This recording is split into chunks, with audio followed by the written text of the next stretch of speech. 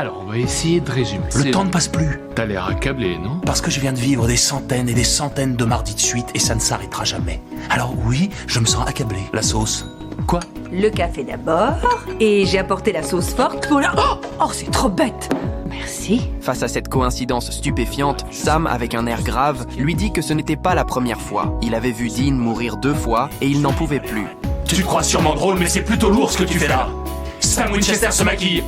Sam Winchester est un obsédé sexuel. Sam Winchester garde un bouquin de cul près de son lit pour s'occuper un peu. Ah, ça suffit. Sam lui expliqua qu'il avait tout essayé, mais peu importe ce qu'il faisait, Dean mourait toujours, et tout recommençait. Quand Sam était sur le point de sombrer dans le désespoir, il découvrit enfin la clé pour briser ce cycle. Il remarqua une fille qui distribuait des prospectus dans la rue, une fille qu'il n'avait jamais remarquée dans les milliers de cycles précédents. Et le prospectus qu'elle tenait parlait d'un journaliste disparu. Grâce à cette piste, Sam suivit le fil et découvrit qu'un homme dans un restaurant, qui mangeait tous les jours des pancakes avec des sirops différents, était la source de tous ces phénomènes étranges.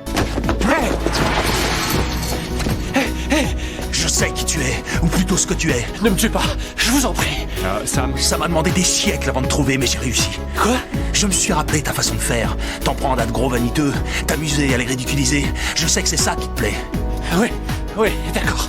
Une seule créature possède le pouvoir de faire ces choses-là. Bâtir une réalité sur rien du tout, être même assez forte pour modifier le cours du temps. Tu es forcément un embrouilleur. Et ne me dis pas le contraire.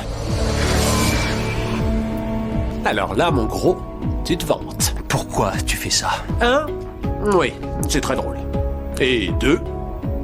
J'avoue que c'est un très grand plaisir de tuer Dean, mais c'est pas lui qui est visé. En réalité, c'est toi seul, ça. Tu vois Dean mourir sous tes yeux chaque jour.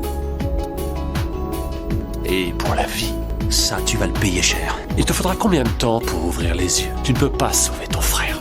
Tu perds ton temps. Je vais te tuer, ça sera ça de réglé. Oh, attends. D'accord. Et ça te contrarie? Très bien. Alors j'arrête. Demain, vous vous réveillerez, ce sera mercredi. Je vais te tuer tout de suite. Pas question. Je suis navré. Le lendemain, Sam se réveilla, une chanson étrange passait à la radio et le calendrier était passé à mercredi. Il serra Dean dans ses bras. Enfin, le cauchemar était terminé. Cependant, alors qu'ils préparaient leurs affaires pour quitter cet endroit maudit, un braquage soudain brisa complètement l'espoir de Sam. On s'en va en laissant l'embrouilleur tranquille? Donne-moi ton pognon. Dean! Non. Fais pas l'idiot. Pas aujourd'hui. Ça ne doit pas se passer aujourd'hui. Réponds-moi. Il ferma les yeux, priant pour que le temps recommence. Mais cette fois-ci, le temps ne revenait pas en arrière, écrasant définitivement son dernier espoir.